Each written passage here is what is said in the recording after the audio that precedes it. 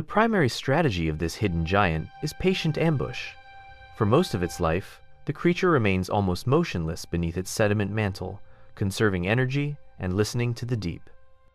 Its sensors track the faint thumps and rustles that ripple through the water.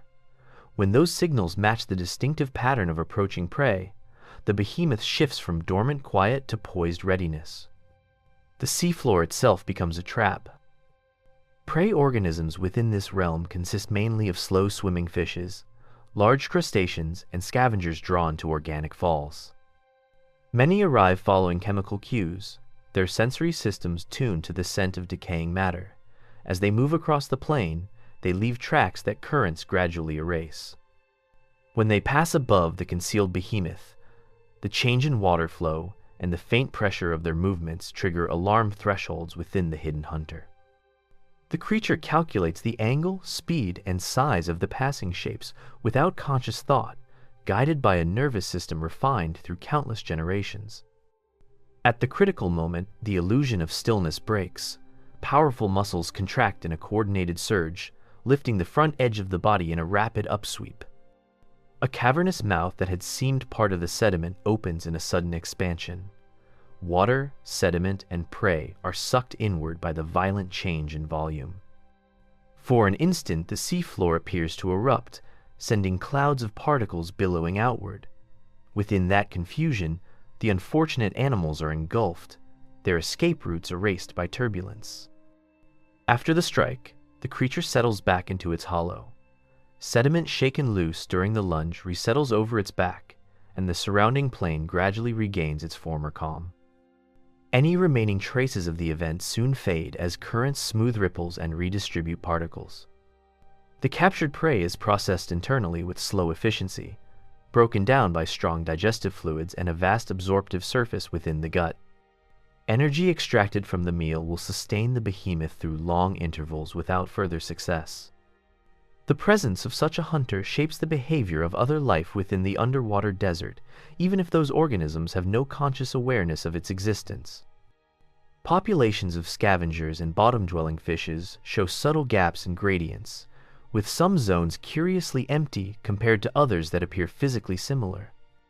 Those sparse regions may correspond to the feeding territories of multiple hidden giants.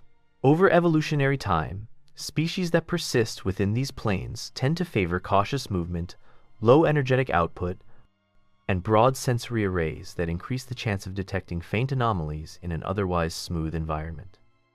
Despite its fearsome predatory impact, the behemoth also supports other organisms. The sediment layer on its back becomes a microhabitat, hosting bacteria, small worms, and tiny crustaceans that burrow and graze. These secondary residents are transported whenever the creature makes one of its rare relocations, turning its back into a moving patch of habitat within the broader desert. Organic waste from the behemoth enriches the surrounding sediment, creating gradients of nutrients that influence microbial activity and carbon cycling in the area. Eventually, every individual reaches the limits of repair and replacement. When age or disease weakens the giant too much for successful feeding, it fails to respond to opportunities and slowly depletes its reserves. In its final phase, the body remains still even when suitable prey passes overhead. The sediment mantle thickens. Then, in time, the structure collapses inward. The once concealed body becomes a source of food rather than a hunter of it. A localized bonanza of organic matter draws scavengers from great distances, erasing the behemoth from the plain as efficiently as it once erased its own presence. The cycle of life and death in the underwater desert continues, built upon hidden events beneath a surface that appears almost unchanged. For much of history, such creatures would have remained entirely unknown. The depth, darkness, and vastness of the abyssal plains rendered them inaccessible. Only with the advent of pressure-resistant housings, sensitive cameras, and long-duration observation platforms has it become possible to study this realm directly. Even so, detecting a camouflaged giant within an environment designed to hide it presents a formidable challenge. Researchers cannot be mentioned as individuals in this account, yet their tools and methods can be described as extensions of human curiosity reaching into the deep. Observation systems deployed on the plains rely on patience and indirect detection. Seafloor arrays record vibrations, chemical changes, and pressure variations over long periods. A sudden local disturbance in an otherwise quiet record may indicate the powerful lunge of a hidden behemoth. By comparing signals from multiple sensors and correlating them with video captured by nearby cameras, it is possible to reconstruct the outlines of an event even when the creature itself remains mostly buried. Imaging techniques exploit faint differences between living tissue and surrounding sediment. Low-frequency sonar can reveal subtle curves and edges beneath the surface, drawing ghostly silhouettes of broad bodies. Acoustic shadows, areas where sound waves are blocked or scattered, hint at the presence of large masses that do not match the expected smoothness of the plane. Over many passes, maps build up that show hidden relief where none appears in ordinary visual footage. Time-lapse camera systems provide another window. When a region of the plane is recorded continuously over weeks or months, patterns emerge. A patch of seafloor that seems stable in single frames may reveal occasional, almost imperceptible shifts. The slow flexing of a back, the opening and closing of intake vents, or rare relocations become visible only when many images are compressed into a short sequence. Through such methods, the illusion of a completely static desert starts to dissolve. Understanding the role of the camouflaged behemoth has implications that extend beyond simple curiosity about a strange organism. These giants may represent significant nodes in deep-sea food webs, regulating populations of scavengers and mid-sized predators. Their feeding events redistribute energy and nutrients, while their eventual deaths provide concentrated resources that influence local biodiversity. Mapping their distribution and abundance helps refine models of carbon flow from surface waters into the deep ocean, a process that in turn affects global climate regulation. The presence of these creatures also raises questions about the impact of human activities within the abyssal plains. Interest in mining mineral-rich nodules and exploiting other deep-sea resources is growing. Disturbance from such operations could disrupt the delicate patterns of sediment deposition that the behemoth relies upon for camouflage and feeding. Noise, plumes of resuspended particles, and physical alteration of the seafloor might fragment or eliminate habitats that have taken countless years to develop. The underwater desert, once considered empty and inert, now appears as a living system woven through with hidden architectures and patient giants. The featureless plains are not barren wastelands, but carefully balanced environments where invisibility can be the ultimate adaptation. Within this stillness, the camouflaged behemoth lies in wait, proof that even the most monotonous landscapes can conceal astonishing forms of life.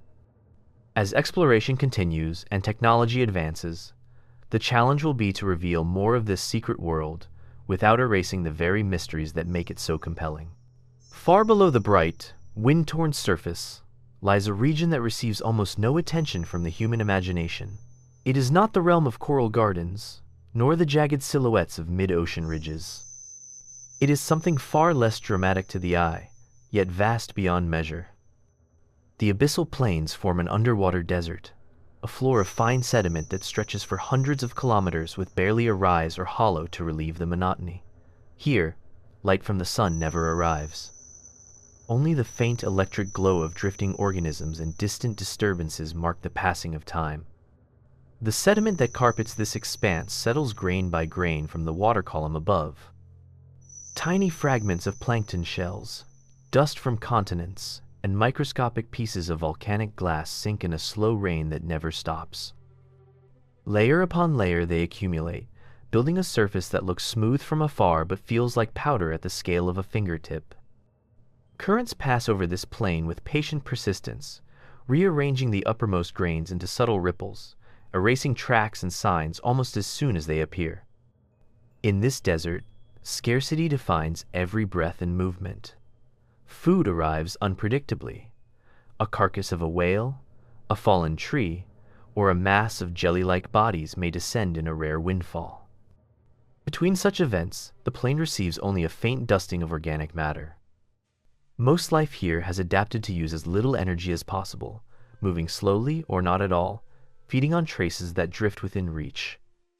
Many inhabitants remain hidden under the sediment, emerging only when the scent of food becomes irresistible.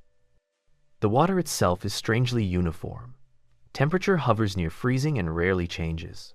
Pressure, however, presses with crushing constancy, many hundreds of times greater than at the surface. Organisms that live here have bodies tuned to this weight of water, their membranes, skeletons, and proteins shaped by forces that would destroy most surface life. There is no tide line, no storm surge, no dawn or dusk. Time is marked instead by the arrival and decay of organic falls and by the slow drift of continents above that periodically alter currents and chemistry. Sound travels far in this deep stillness, yet there is little to make it. Occasional creaks and groans from distant geological shifts move like distant thunder through the water. Faint crackles from crustaceans or the approach of a rare, deep-swimming predator disturb the quiet. Otherwise, the prevailing sensation is one of almost complete silence, a silence filled with slow chemical exchanges, the settling of particles, and the patient waiting of organisms adapted to this world. To the eye of a camera, when its lights first sweep across the plane, there appears almost nothing. The beam reveals endless soft sediment broken only by scattered manganese nodules and the occasional burrow opening. A few small fishes and delicate invertebrates rise briefly and then settle again, their outlines blending quickly back into the background. The impression is of emptiness, a landscape that seems devoid of drama and movement. Yet this impression is deceptive. The lack of obvious features encourages the assumption that nothing significant hides here. In reality, the very uniformity of the seafloor is part of a sophisticated illusion. Beneath the dust of drifting particles, within subtle depressions and faint ridges, something enormous may lie completely concealed. The underwater desert is not as empty as it appears. It shelters a creature that has perfected the art of disappearance, a behemoth that turns flatness itself into camouflage. Within this realm of apparent simplicity, the largest inhabitant is often the least visible. The camouflaged creature is a living island of muscle and bone buried beneath a blanket of sediment that covers its broad back and flanks. Seen in cross-section, it resembles a colossal ray or flattened shark fused with the seafloor itself. Its body is low and wide, spreading outward so thinly at the edges that the difference between skin and sediment becomes almost impossible to discern. The upper surface of this animal is sculpted not with obvious spikes or plates, but with a landscape of subtle ridges and troughs. These structures trap settling particles and guide them into stable drifts, turning the creature into a collector of dust. Over time, a dense layer of sediment builds, anchored by secreted mucus films and microtextures that hold granules with remarkable persistence. Even when passing currents sweep the surrounding plain almost clean, the back of the creature retains its covering, preserving an illusion of lifeless seabed. Beneath this veil, the skin is pigmented in mottled tones that match the typical color of local sediments. Specialized cells can lighten or darken slightly to track long-term trends in particle composition, allowing the animal to remain invisible, even if the input of material from above changes gradually. This adjustment occurs slowly, over days or weeks, rather than as rapid flashes. In the deep, where light is rare and predators scarce, subtle alignment with the background over time is far more important than quick displays. The eyes of the behemoth are not positioned on stalks or elevated ridges. Instead, they lie recessed along narrow channels that open onto the seafloor through pinhole-sized apertures. Through these small windows, shielded by tough, transparent tissue, the creature can detect faint glows and dim silhouettes. More important than true vision, however, is its ability to sense vibration and pressure. A lateral network of canals filled with fluid runs through its body, picking up minute changes in the movement of surrounding water. The passing of a swimming animal, the landing of a sinking carcass, even the distant motion of a sediment slide sends signals that this network can interpret. Respiration must occur without revealing the organism. Intake openings draw water in from near the edges of the body, where slight undulations appear identical to gentle current ruffles in the sediment. The water then passes through gill chambers hidden deep under the shelter of the organism's back before being expelled through vents that open at the rear. The flow is slow and steady, producing no obvious plume. Every aspect of physiology is shaped by the need to remain indistinguishable from the seafloor. Growth for such a creature is a gradual process. Juvenile stages begin as smaller, more mobile forms capable of swimming to new regions of the plain. As they age and reach safer sizes, they descend permanently, flattening their bodies and allowing the first layers of sediment to accumulate. Over decades, they expand their diameter and thickness, incorporating more supporting cartilage and connective tissue. The largest individuals may reach widths comparable to small hills, yet a camera passing overhead might record only a slightly raised patch of sediment and a faint circular arrangement of ripples. In this way, the underwater desert is transformed from a simple flat landscape into a mosaic of living platforms. Each behemoth is an island that imitates the plain, a mobile seafloor that chooses stillness and concealment over visible dominance. The plain hides its greatest residents in plain sight by letting them become part of its own surface. We upload new videos every single day, so make sure to subscribe and turn on the notification bell so you never miss what's next. If you enjoyed this video, don't forget to leave a like, it really helps the channel grow. Tell us in the comments what you'd like to see next. Your ideas might be in our next upload. Thank you so much for watching and for being part of our community. Stay tuned, stay curious, and we'll see you in the next video.